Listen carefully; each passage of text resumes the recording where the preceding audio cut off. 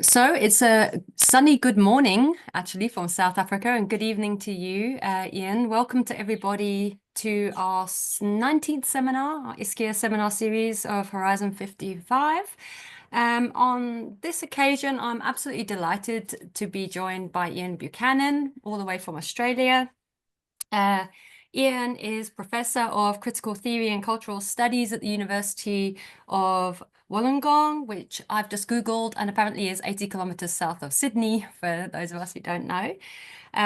So Ian, I would say for you, for me personally, you put Deleuzean concepts. I know your work stretches far beyond that, but Deleuzean concepts to work. I'm familiar with your book on assemblage theory and affect.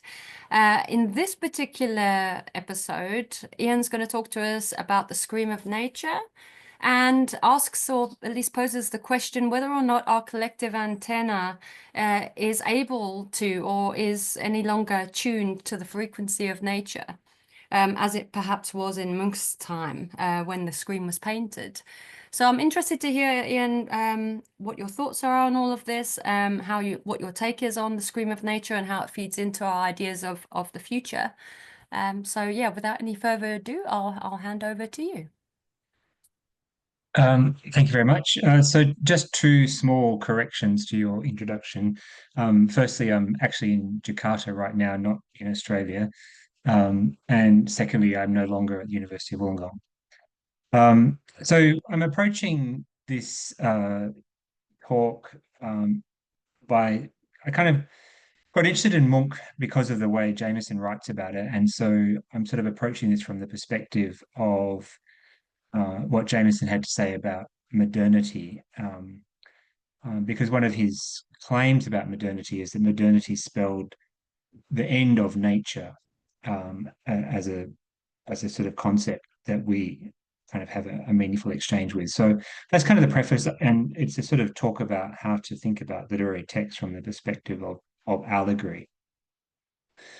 So the construction of James Joyce's Ulysses is an interpretive puzzle that has seen the spillage of a great deal of ink.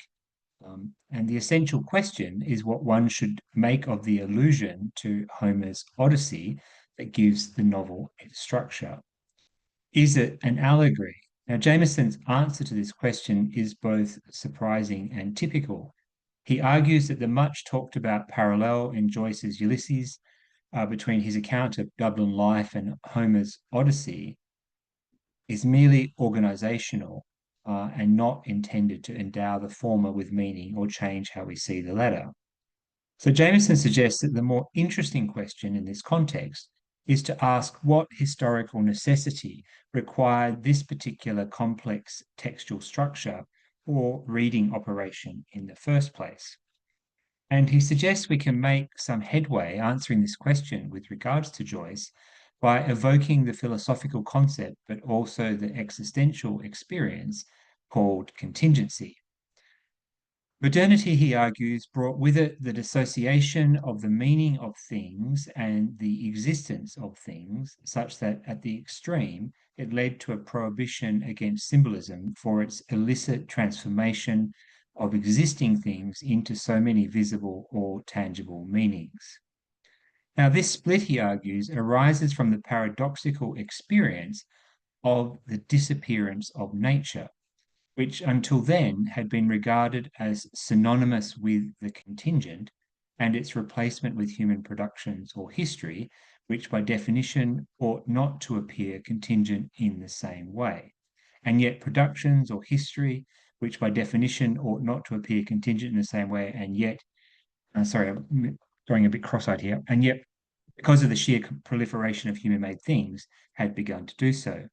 That which had previously been considered the only true source of meaning, namely human production, had become contingent and therefore essentially meaningless, while the previously contingent had all but disappeared and in the process had become romanticized as the lost origin of all meaning.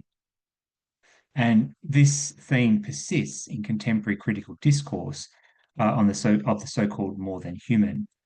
So the crisis of modernism, as it were, was the seeming impossibility that human-made things could be as meaningless as natural things, which are now lost, for which the Marxist notion of alienation provides an explanation. With the rise of industrial production processes, humans lost the older unities of handicraft production and were left with disenchanted, taylorized fragments. So the modernist artwork responded to this fragmentation by offering itself as a unified world within a world. This fragmentation process, or deterritorialization, as Deleuze and Guattari would call it, spares neither the subject nor society. Both are broken down in the name of profit and efficiency by capitalism's relentless monetization and financialization of every aspect of daily life. Insofar as literature tries to keep pace with this fragmentation and not revert to the older narrative unities of the Bildungsroman on the microscale or the romance on the macro scale, then it comes up against a serious textual problem of what might be termed, to borrow the Hegelian notion Jameson himself is fond of citing, the bad infinity, or what Deleuze and Guattari call, just as dauntingly, the black hole. The point is that the organic unity of the narrative can thus no longer serve as a symbol for the unity of experience, nor as the formal limit on the production of narrative sentences. And I should say that I often give a version of this talk to people, particularly PhD students, in terms of how to think about your thesis and how to write, because the great enemy of the thesis is the bad infinity, and you need to figure out how to overcome that. So this point is important, and Jameson says essentially the writer has two problems. So the thesis writer has two problems. They need to know both how to confront the tyranny of the blank page and get started, and then be able to face down the seemingly inexorable momentum of the writing once it gets going and bring it to a close that does not appear, much less feel, purely arbitrary. If what used to be experience, so human destiny and the like, is shattered into such components as taking a walk at lunchtime from your place of business to a restaurant, buying a cake of soap or having a drink or visiting a patient in hospital, each of these components being then in itself infinitely subdivisible, then there is absolutely no guarantee that the transformation of these segments into narrative sequences might not be infinitely extended and indeed last forever. A contemporary demonstration of this point, of this eventuality of a form of textual production that has nowhere to go but further and further into the tedious minutiae of everyday life, the school drop-off, making dinner, smoking cigarettes, and so on, is to be found in Knausgaard's interminable My Struggle, which runs to 3,000 or 4,000 pages of barely readable prose, in my opinion. But anyway, that's a separate point.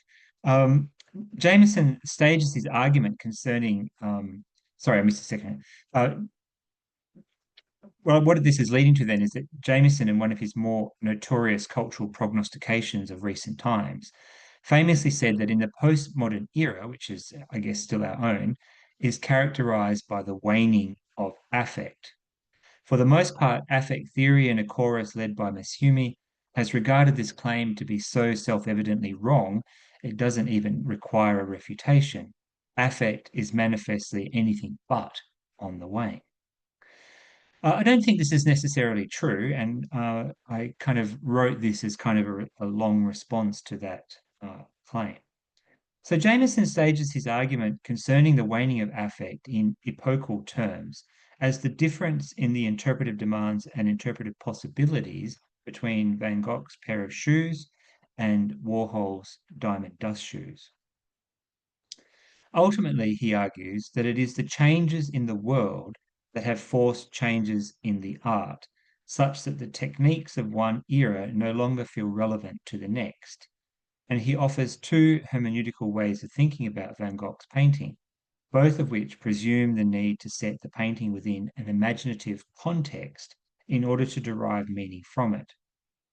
To begin with, he says, if it isn't to be seen as sheer decoration, then we have to mentally reconstruct the historical situation out of which the image arose, namely the whole object world of agricultural misery, of stark rural poverty, and the whole rudimentary human world of backbreaking peasant toil, a world reduced to its most brutal, menaced, primitive, and marginalized state.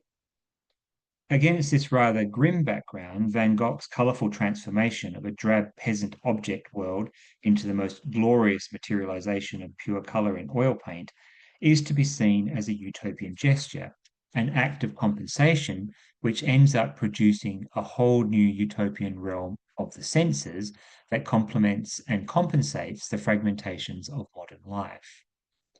The second option is drawn from Heidegger's well-known and much debated disquisition on the image in his essay, The Origin of the Work of Art. This interpretation is built around the separation of earth and world, or what Jameson translates as the meaningless materiality of the body and nature, and the meaning endowment of history and the social. For Heidegger, the work of art, which belongs to the realm of the meaningful, calls forth the realm of the meaningless, and in a sense closes the gap between earth and world. The painting discloses the truth of the absent world it depicts. By contrast, Warhol's image does not seem to speak to us in the same way, or indeed even at all. Jameson suggests we cannot construct a meaning for it as we can with Van Gogh's, because the hermeneutically productive tension between the meaningless and the meaningful, in other words, nature and society, has been cancelled out, and we have instead an instance of pure contingency.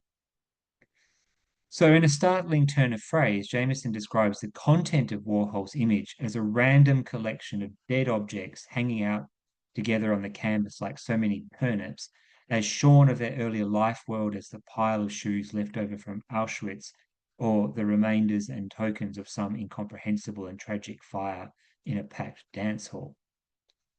Where Van Gogh inverts the dual life world of the peasant with his utopian bursts of colour, Warhol inverts the glossy world of advertising and magazines, which was his world in his formative years, with a depthless image, as Jameson calls it, constructed from a photo negative, drained of its sheen and vitality. It is not art that has changed, though, but the object world itself. The sodden earth authenticity of the peasant world found in Van Gogh is replaced with the faux sparkle of the world of commodities in Warhol. And this is, in fact, the most radical proposition in the whole of Jameson's book on postmodernism, because it amounts to saying all the old rules of art, and especially the hermeneutics of art, have to be set aside because they no longer apply to the present world in which the meaningful things of Van Gogh's time have been superseded by the meaningless simulacra of our time. Now, Jameson acknowledges that it would, of course, be inaccurate to suggest that all affect, all feeling, or all emotion, all subjectivity has vanished from the newer image. But he insists, when compared to Rimbaud's magical flowers that look back at you, or the eye flashes of Rilke's archaic Greek torso, which warn the bourgeoisie subject to change their life, it is clear that no moral or ethical imperatives of this variety are to be found in Warhol's work. For Jameson, then, affect belongs to the realm of what he calls the psychopathologies of the ego, by which he means principally anxiety and alienation. As such, affect, as he conceives it, presupposes a subject that can experience these psychopathologies and serve as a locus of expression for them in an artistic sense. Both the flowers and statues that look at the subject and the subject who is looked at and feels their remonstrance are necessary to this version of affect. And at first glance, Van Gogh's work does not obviously satisfy these criteria, though if one sees the bursts of colour central to its composition as expressive, then by definition there must be a subject at the heart of the painting, albeit one who is present by virtue of their absence. On this view of things, the shoes call to mind a peasant who wears them and whose inner life is somehow encapsulated by the swirls of colour surrounding this forlorn footwear. Now, the logic of this way of composing and seeing art is more obviously apparent in Jameson's second exhibit, Edvard Munch's The Scream, which he describes as a canonical expression of the great modernist thematics of alienation, anomie, solitude, social fragmentation, and isolation, a virtually programmatic emblem of what used to be called the age of anxiety, which I think is now our present age, by the way. Like, I've never known there to be so many anxious people. Here, the subject is visible, and again, the inner life, the scream that cannot be heard, is captured and expressed by the swirls of colour surrounding the strange-looking head, whose appearance, some say, was inspired by mummified skulls from Peru that Munch saw at an exhibition in Paris. The vivid colours serve to remind the viewer of the absence of an actual scream, thus reinforcing the impression that the tortured subject we see before us is trapped in an experience of atrocious solitude and anxiety. The space surrounding the subject becomes then a kind of wall, or we could even say a body without organs, on which the scream is rendered visible, to use the apt phrase Deleuze and Guattari steal from Paul Klee. A similar effect can be found in the slightly later painting, Anxiety by Munch. In Jameson terms, Munch's art was shaped by and in turn recorded the affects unleashed by the social transformation that accompanied the passage from a largely agricultural economy to an emergent industrial economy, from rural life to urban city life. According to one of his biographers, Sue Prideaux, Munch was repelled by many aspects of this transformation of the world around him, and his art bears this out.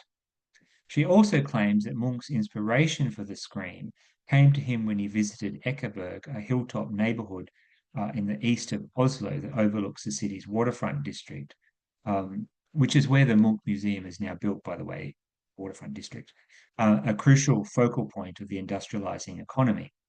The city's mental asylum was there, which is where his sister Laura was incarcerated, but also the city's slaughterhouse. And in some versions of this account, that's what you can hear. So the former expressed the modern approach to mental health, which, as Foucault has extensively shown, treated the mad as unfit for labor and therefore in need of rehabilitation in order to return them to the productive economy. While the slaughterhouse emblematized as nothing else could the thoroughgoing industrialization of agriculture and indeed of manufacturing more generally. As is well known, Henry Ford's production lines for cars were inspired by the piecework processes already in operation in slaughterhouses. For Munch, these were not abstract facts, but something he was viscerally aware of. As Prideaux puts it, from this vantage point in Ekeberg, the screams of the animals being slaughtered in combination with the screams of the insane were reported to be a terrible thing to hear, and that's what the painting captures. Now, this is all entirely apocryphal, and many people feel that it's over-egging things, but nonetheless, it makes for a good story. Munch himself put it like this: "You know my picture, The Scream. I was being stretched to the limit. Nature was screaming in my blood. I was at breaking point. If nature was screaming, it was because it was disappearing. And as confronting as it is to say, Jameson is doubtless right in saying it no longer affects us in the same way." And really, that's what I'm trying to get at here, is that, Munch is writing about the disappearance of nature, but this is more than 100 years ago. And now we are kind of clinging on to the idea that nature has not disappeared. And it's kind of like that line from the Dire Straits song, one of them must be wrong. Munch's world is no longer our own. Nature, I would say, isn't disappearing, it is gone. And as a consequence, what worked in his art is no longer available to us. Our own time has seen the emergence of not so much a post-industrial economy, as many commentators have argued, as a highly financialized one in which making money is no longer directly tied to making things. Not surprisingly, the cultural pathologies of our times are not the same as they were in Munch's either. Anxiety and alienation have given way to fragmentation and schizophrenia. So affects do not disappear in the postmodern era, but according to Jameson, they change texture and are perhaps better thought of as intensities in Lyotard's sense rather than Deleuze and Guattari's, as free-floating and dominated by a particular kind of euphoria he associates with the breakdown of temporality occasioned by schizophrenia in Lacan's sense. Following Lacan, Jameson sees schizophrenia as the collapse of the relationship between the signifier and the signified, and the subsequent eruption of what he calls textuality, which is characterized by the appearance of dissociated signifying fragments caught in an atemporal present, lacking both a past and a future, as in Warhol's Diamond Dust Shoes. These fragments, for which no organic totality can be imagined or imposed, are related by their differences, and as Jameson puts it, the viewer is called upon to rise somehow to the level at which the vivid perception of radical differences is in and of itself a new mode of grasping what used to be called relationship, something for which the word collage is still only a very feeble name.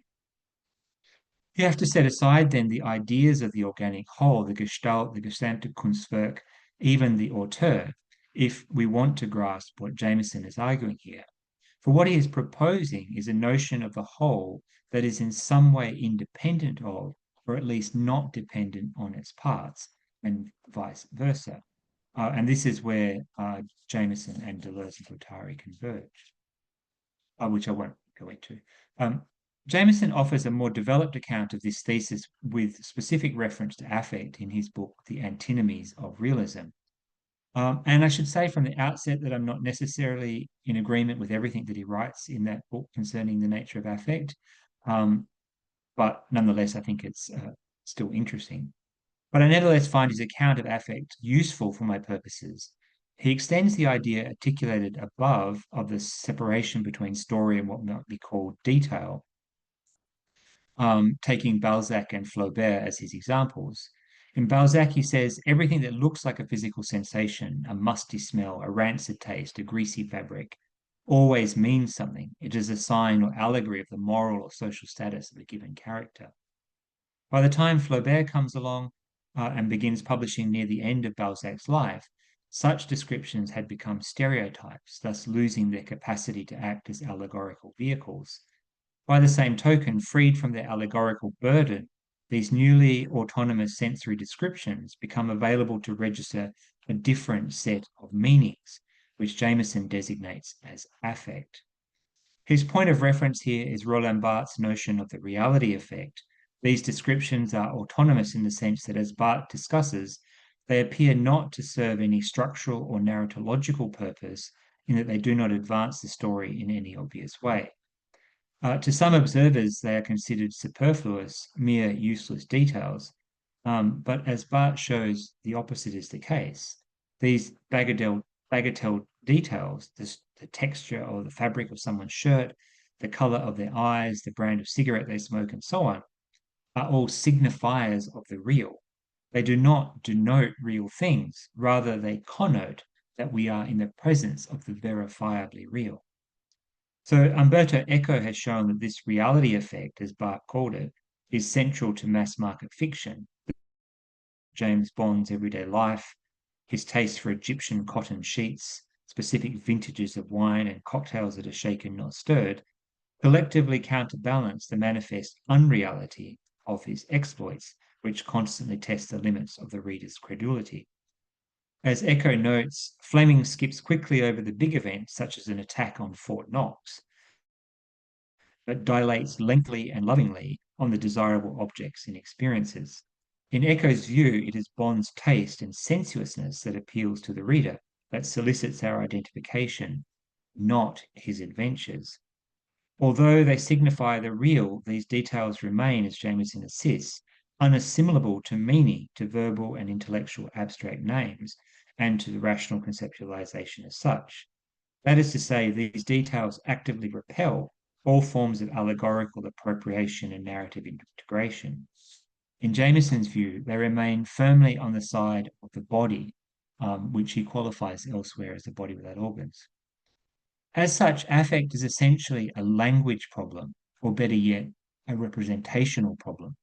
On the one hand, we would not need a new term like affect if it did not gesture towards, rather than specifically name, an experience for which no word presently exists. But on the other hand, if affect does in fact name a specific type of experience, then it immediately ceases to function as it is supposed to, namely as that which points toward that which does not yet have a name. It thus enables us to think about types of experiences which lack proper names and at the same time seems to call upon us to find names for these hitherto nameless experiences. And so to me, that's the paradox of Munch's scream, right? It's the scream that cannot be heard. So in a sense, we can't really name it, but we can, of course, feel it, even if we can't actually hear it. So affect seems to be the appropriate concept. Affect finds its place and its meaning through its opposition to what Jameson calls, for pragmatic purposes, named emotions.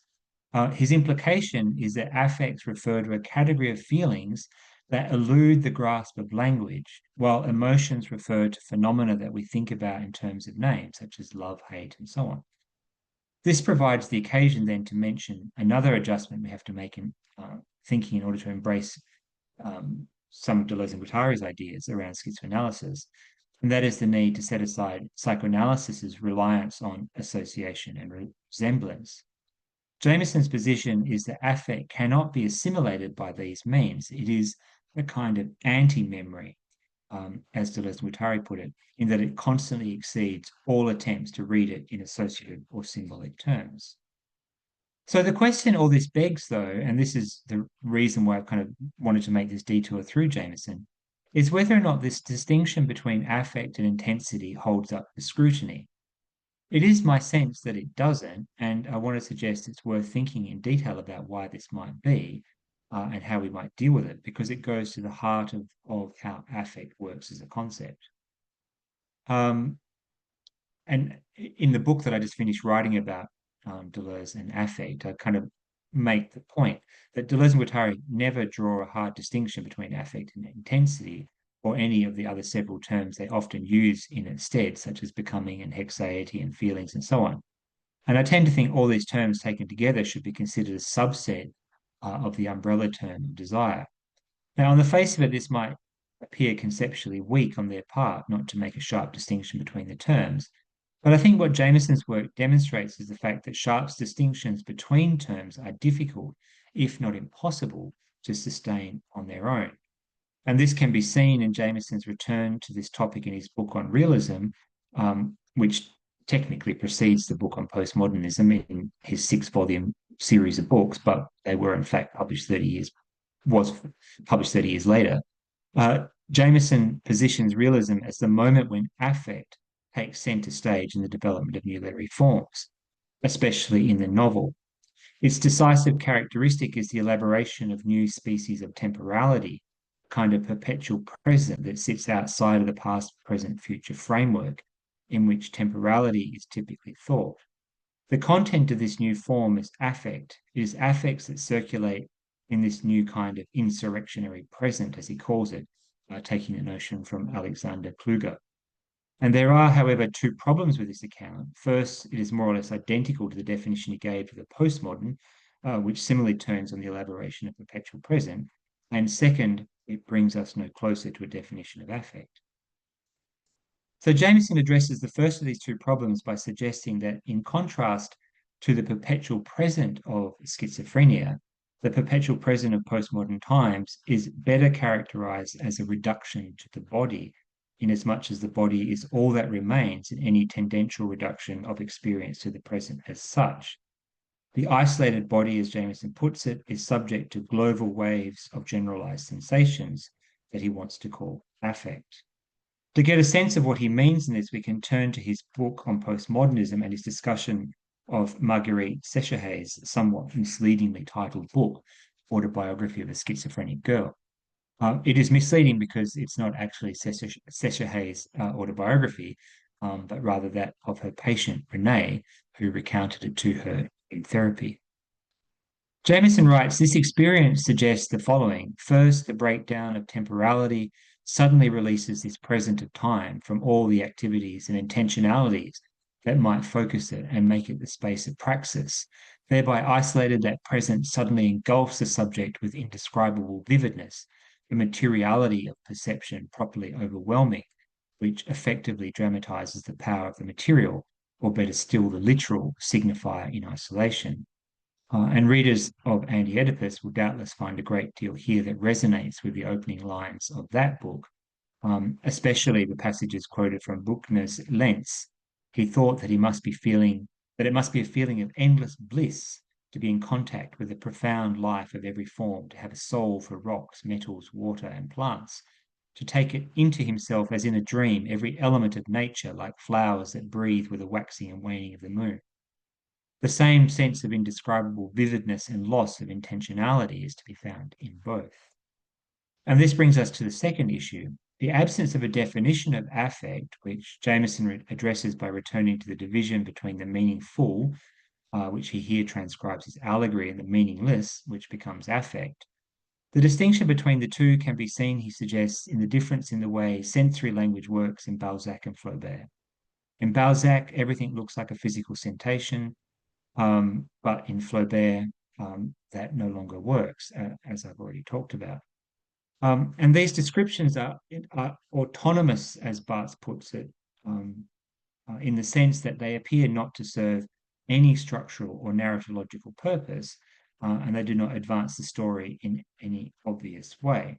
And the reason why all of this is important, and I guess what I wanted to try to draw together from this as a quasi kind of solution, is that there's been quite a lot of interesting work in sort of environmental humanities of late. But the central problem of all of the more interesting works has to do with whether or not it's possible anymore for an artwork or a literary work or a dramatic work or whatever film to actually compel us to feel differently about nature, or in fact to feel anything at all, or have all of these ways of provoking our sense of affect been so thoroughly utilized that they lack the capacity. So in a sense, one of the conclusions of Jameson's postmodern book is that we now seem to lack the aesthetic resources to provoke political thinking, political action. And even though he didn't say it, we could add to that now that we seem to lack the aesthetic resources to provoke ecological action and so on. And so the reason why this became interesting to me when I started to think about the idea of the scream and the scream that runs through the whole of nature, as Munch put it, is that I did wonder whether or not if nature could scream, we would even hear it. And I started to make a bit of a list, but I didn't have time to fulfill it. But I had memories of reading various children's stories to my own children, particularly like the Magic Faraway Tree and so forth, where the trees actually scream, and there's some of this in Tolkien as well. And it seemed to me like that's sort of the last ditch effort to create an aesthetic vehicle where nature starts to talk to us and tries to get our attention. And I kind of wondered whether or not, if in actuality trees could talk, whether we would listen. And, one way of thinking about this is that we have recently learned that fish are in fact sentient, they do feel pain, and it has done literally nothing to change the way by which people go about catching fish. They still do so with sort of barbaric hooks through their mouth, which cause the fish extreme pain and so on. So even knowing that it's barbaric and it causes pain, we don't stop. So I guess my general conclusion then is, yes, if nature screamed, it wouldn't make any difference to us. And that means that we would have to find a way of making nature scream in our aesthetics, but we don't seem to have the resources to do that. Thank you.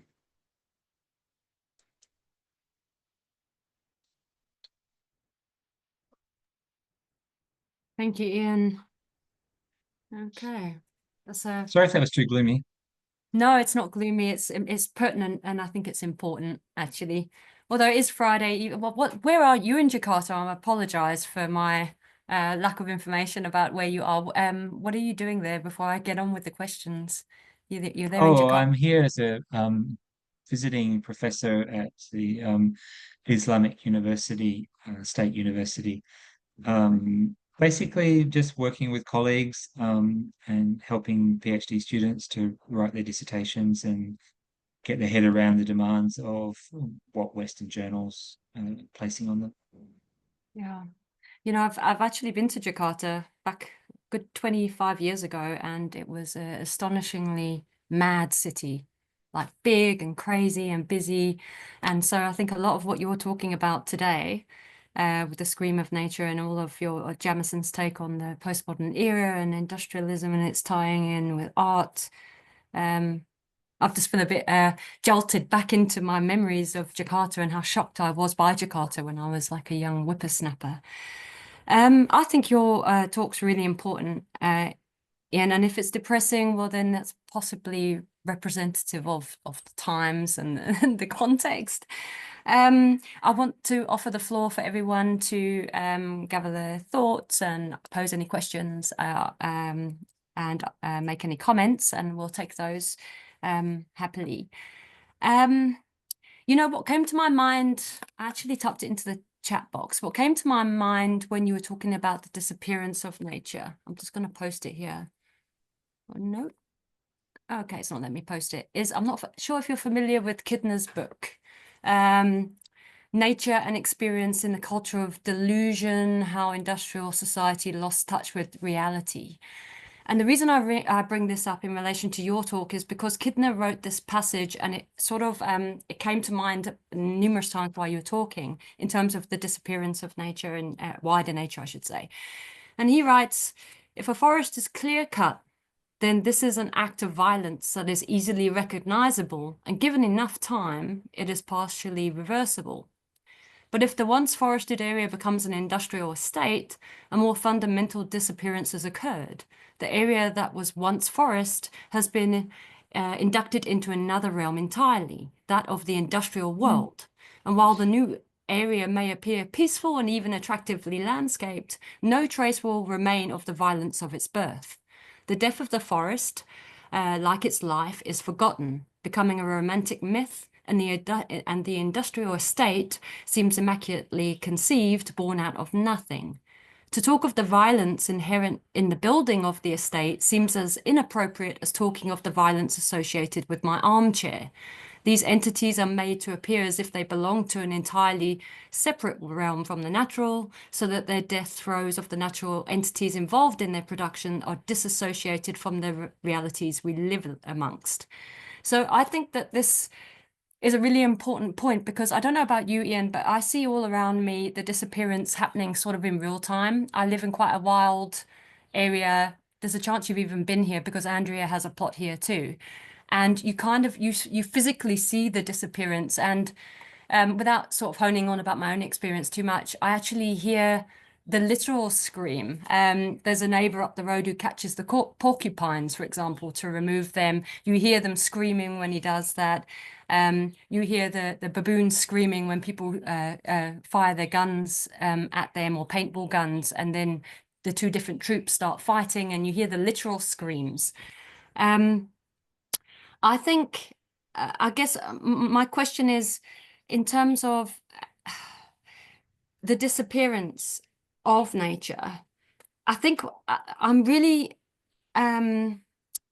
sort of caught up in this notion of the loss of nature and nature being gone to some extent. I think, correct me if I'm wrong, but I believe you actually might have said in your opinion, like, nature has gone. I think you're talking about wilderness.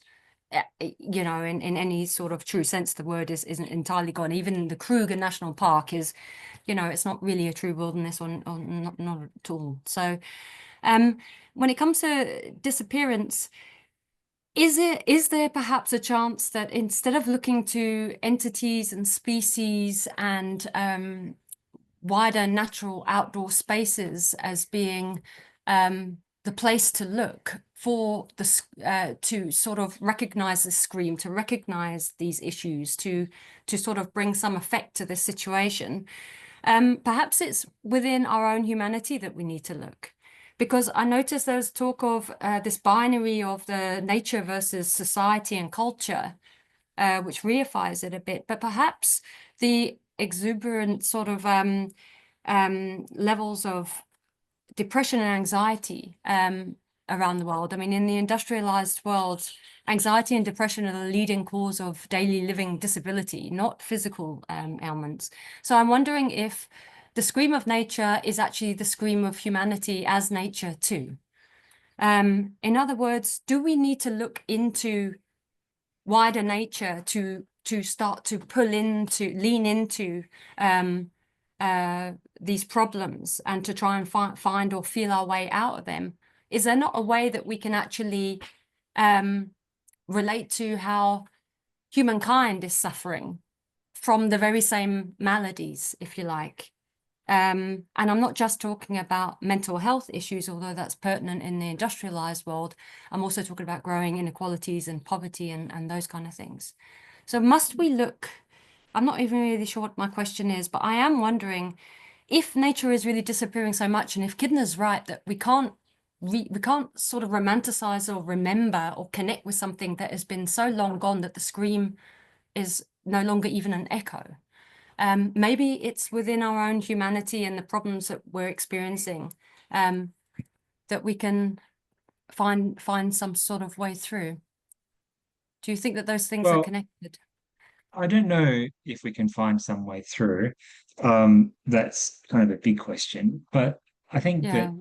what Jameson is getting at with the idea of the disappearance of nature is, if you think about how nature was positioned in and has been positioned in opposition to human. So like there is humanity and then there is nature. And in a sense, from about Rousseau onwards, human has always been defined as as being in a way being able to overcome nature, both within Mm. yourself to overcome your sort of human urges, as it were, but also to overcome the tyranny of nature. And our model of science and even our model of commerce is precisely that nature is a kind of intolerable limit to what we want to do. And so therefore, nature as the limit on human activity is what we have overcome. That's what has disappeared. And so we no longer see nature as something that humans just have to live with. If the river's in the wrong place, we move it. If the forest is the wrong place, we cut it down. And the further extension of that Jameson is kind of getting at is that in the 19th century, nature was the kind of the main resource. You chop trees down and you sold that as timber. That's how you made money. Countries like Australia and South Africa, we still do that, right? We just dig stuff up and sell that. But more advanced economies in Europe and the US and so forth, they've entered a kind of realm of financialization whereby, in fact, nothing is made. Like Facebook, Microsoft, some of the biggest companies in the world, they're like collectively worth trillions of dollars, and they actually make nothing. I mean, they Yeah. cause massive environmental whatever, but they actually don't make anything. Like they provide us with skills and whatever and with services, but they actually don't manufacture anything. So they're no longer dependent upon nature in the same way that a timber company was, or an iron company, or whatever. So the very nature of our economy has shifted. And as that happens, the further we move away from the idea that nature provides us with a resource out of which we develop our wealth, the less and less we come to regard it as being vital to our well-being.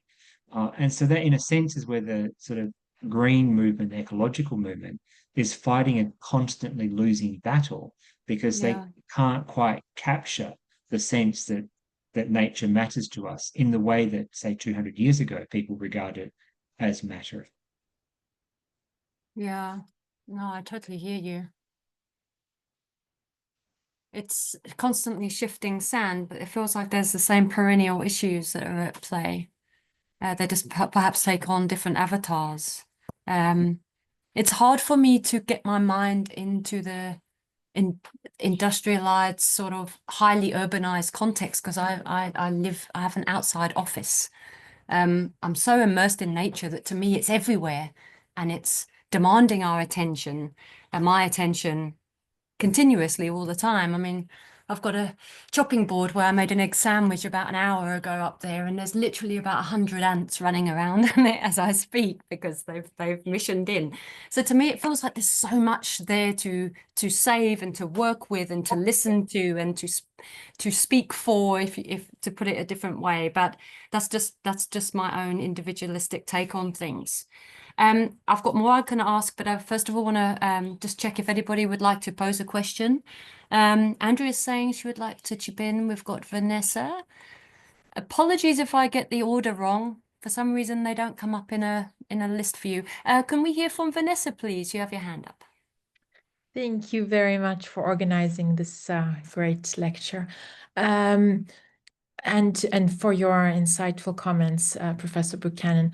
I'd like to have your insights about perhaps someone from the Frankfurt School, Stephen Vogel, and in his book Against Nature and the Concept of Nature and Critical Theory. And his idea that also based on Lucas's critique of immediacy, how he argues that nature is precisely this false immediacy, and how he draws the conclusion that all nature is second nature, and the idea that nature is a social category. I don't know if you did address that some way in your work. No, I mean the short answer is no, I didn't reference that at all, really. I think that in a way Jameson is kind of alluding to that, where he talks about the shift in our regard of nature as moving from being meaningful to meaningless. But I don't think that's a particular problem that concerns him. I guess I would agree. I wasn't trying to present nature as immediacy. I don't think it is that. But it's how does it function as a social concept? That seems to me to be important to think about today, because particularly with all the sort of environmental parties and so forth talking about saving nature. And in a sense, what are they trying to save? And it's not simply that so much of nature has disappeared. There's still, some might say, there's still plenty left, but more that the criteria for saving something, and the concerns about saving something are not argued according to nature categories, right? Like in Australia recently, now this is perhaps one of the most shameful things. I think that's a big claim, the most shameful. There's so many. But I mean, we recently had a situation where they were shooting koala bears from helicopters because they were in a forest that had suffered from drought, and the koalas were apparently starving and they couldn't be relocated. And so they were just simply shooting them. And in a sense, the problem was that they simply had to do what was necessary to save the forest and therefore save the koalas, which was literally to ship in water. Like they could have shipped in water and watered the forest, kept the trees alive, kept the koalas alive, and so forth. But they didn't, because it would have been astronomically expensive. So in other words, our way of thinking about nature is balanced against a model of the economy, of what things cost. And so it's a distorted sense of value, because any sense of value with regarding to nature would be, well, without it, none of us can live. So you can't possibly put a price on it. And obviously the same thing is happening with climate change. All the idiotic climate change deniers and so forth are all doing so on the basis of a sort of economic position. So I guess I didn't really get into this, but sort of the point I would eventually want to get to is to say, well, nature as a concept needs to be more robust than it is, if it is to actually to overcome that sense by which it can be thought in financial terms. Because insofar as we think about it in financial terms, it's not really a concept at all. It's just another way of talking about things that we either are willing to spend money on or not.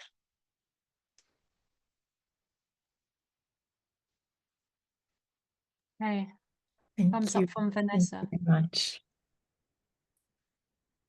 Yeah, I saw some random thing the other day, and some economist had put a price tag on planet Earth, and I thought it was a joke, so I opened it up, and it wasn't a joke. And this person had worked out that the planet Earth is worth $4.46 quadrillion. So just to chuck in there with sort of a commodification of and quantification of everything. So yeah, for me that's crazy. Right, I think we better hear from Andrea before I forget. Andrea, you have a question? Okay, thanks. It's not really a question. It's also just a comment and a thought. So I think maybe the positioning of human versus nature makes no sense. There's a kind of human is nature, which is to me a little bit terrifying in a way, because then it's not ever going to be a matter of enabling nature, whatever nature is that's not human, to be heard. What we will be doing is listening or to ourselves, and it's about human narcissism more than anything, so that it's human desire that makes things work, whether and human desire that makes the world as humans have conformed it work and no longer work. And in the end, it will just, we'll die off. And then if there is a nature without humans, that will happen, but it will be beyond us and we won't know about it and it won't matter to us. So to try to make nature heard in our terms is never going to work. That's my it's also depressing, I'm afraid, but or I don't know if it is. I don't know if it is or not. It's just that's what humans are. Depends if you're an accelerationist or not. The sort of What- eco-accelerationist is the sooner the humans die out, the better off the rest of the planet will be. I agree. I mean, I think I even wrote the sentence somewhere that, you know, we have the world we have according to our desire. So, you know, we only have ourselves to blame for how the world is. But I also think, and this is obviously a kind of a utopian sense, that if we can desire it differently, then it can be different. Which is not to say that magical thinking will get us through, but one, I suppose, has to try, and through a sort of relentless process of trying to bring about a change in the way of thinking, which I think, you know, as educators, you know, as teachers and so forth, one of the things that we can do is to try to overturn false and sort of cozy images of nature, and I think a lot of the sort of eco-criticism stuff, the entanglement stuff, I think in many ways is kind of deluded. You know, like it's almost trying to say, like the argument that they're making is that, well, humans aren't that important. It really is, you know, we're just part of nature, etc., etc., which is obviously right, except that the humans have the absolute upper hand in terms of agency and determining outcomes in the way that the fish and the trees and whatever do not. I mean, I agree with you, they will outlive us in some form or other, and they'll continue to evolve long past we've killed ourselves off. But we will have taken an enormous number of species with us. Like, we're not going to go quietly and we're not going to go out alone. So I think I tend to be of the view now that a kind of absolute anthropocentrism is what we need, in the sense that we are the ones responsible. Like, we are doing the damage, and we shouldn't kid ourselves that it's anybody else's fault other than us.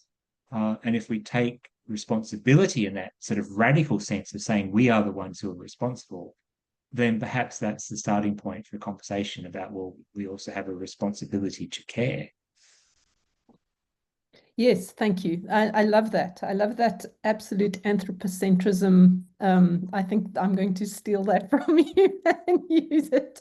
I think that's exactly right. So yes, thank you. The excellent answer. I think you get gold I did write star. about this. I can send you an article that I wrote in response to Elspeth Probyn's book on fish and eating the ocean, where she drove me so crazy. She recently died, so I feel very bad about saying this, but and we were friends for a long time, but she drove me crazy with this book because she essentially says that, well, we have to eat fish because, you know, otherwise there won't be enough food for humans. But if we eat them mindfully, that will be fine. And I was like, well, I don't really see how either of those things is true. You know, we can't just keep eating fish because, you know, humans. What about the fish species? And secondly, I don't think any fish is going to be happy about the fact that they've been eaten mindfully. It seemed like absolute nonsense to me. And so I kind of argued very strongly against that position, and sort of brought, I don't think I actually used the phrase as a sort of radical anthropocentrism, but I probably should have. Mm, But I can send it to you if you like. Yes, do. Yes, thank you. Okay. Yeah, I got into some trouble at a conference recently for saying not at radical anthropocentrism, but I've long written about the problems of anthropocentrism until I finally twigged that to be truly anthropocentric means to protect everything that you depend upon. So anthropocentrism is not what's going on. So I called it pathological as opposed to genuine anthropocentrism, but nobody liked that. So yeah, it seemed a controversial topic. Would anybody else like to chip in with any comments or questions before we start to join to a close? Okay, I can't see any more. That can be your next conference, Andrea. An absolute anthropocentrism that will really rattle the cages of everyone. Oh, That's a yeah, I good can idea. imagine. Yeah. But it's so important. It speaks to the shifting consciousness. It's like a Gary Larson twist on things. I like it. Okay, I think we're kind of drawing close to an end. Can I just chip in with one last little thing? Because, you know, as I abuse my privilege as host, the one thing you asked some sort of question or posed the question of whether changes in the world. I think you talked about from Jemisin's perspective, the idea that changes in the world force changes in art, and therefore art of the past is not necessarily as pertinent or relevant or has the same effect as art today. But I did wonder when that was said, changes in the world force changes in art. Is that not perhaps more of a co-evolutionary process? Is that a one way? It feels like then art's just fallen into representation.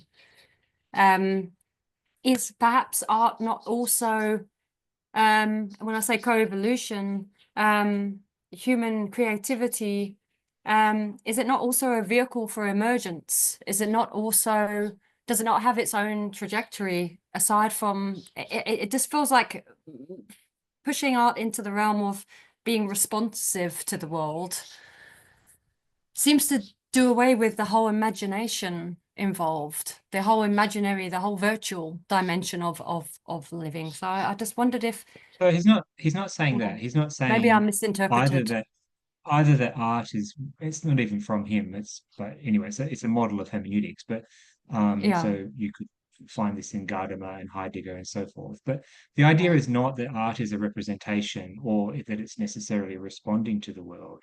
But the question is whether or not there is a relationship between the world and the art. So what he's saying is that in Van Gogh, you can't really understand the images without trying to connect it back to the peasants. You know, peasants' shoes only make sense in the affective way because you think about a peasant world and so on and so forth.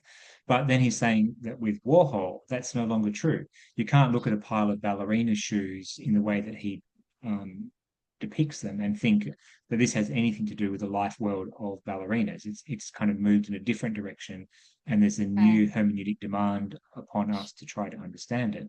And likewise with Munch's painting The Screen, what is the life world that you use to try to make sense of that? So what he's saying is that as the world changes, so the shift from an agricultural world to a highly industrialized world, you can no longer just represent the old peasant world.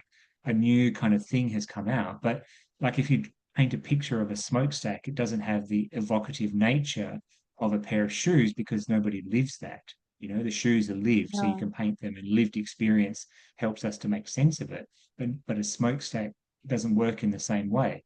And so now colors and swirls and lines and so forth have a new kind of hermeneutic sort of duty. And we start to think about things in affective and emotional terms. So the world changes, but it doesn't mean that the art is representational. Art is always trying to be in dialogue with it. And it can't always do so in straightforwardly representational terms.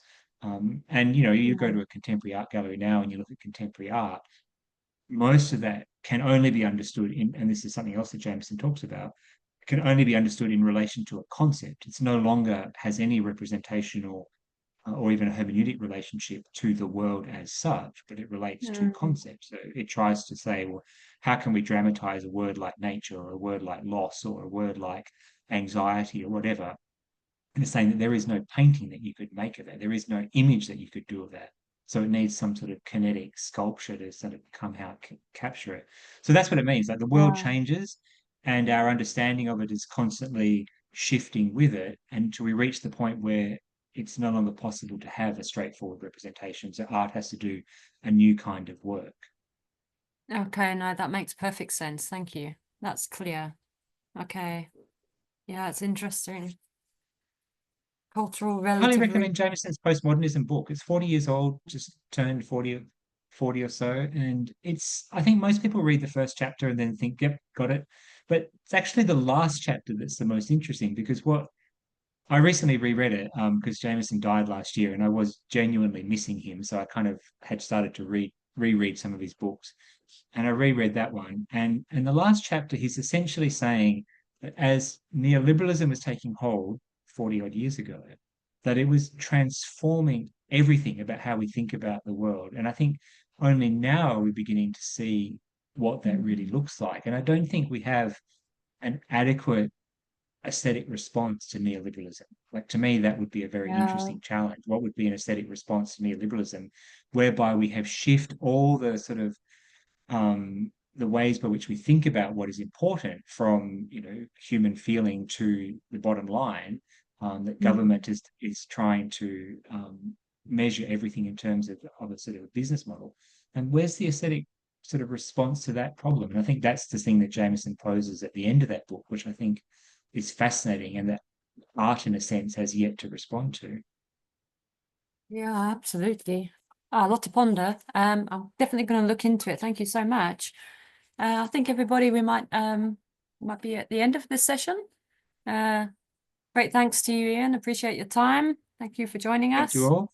Yeah, and thanks to everyone else. I hope everyone has a wonderful weekend. Andrea, do we have another one next week? Do we have we have a final session next week, and it's Lungelo Manone, and I have to admit I can't remember what it is that he's going to be talking about, so a surprise. But One Ian, left. thank I you. love a surprise. Yeah, thank you very much. It was a wonderful, very rich, very, I'm very, very glad we have recorded it so that we can all go back to it and follow along a little bit more slowly. So thank you very much for that. And yeah, have a great weekend, everybody. Yeah. Thank you. Lovely to see you all. Yeah. And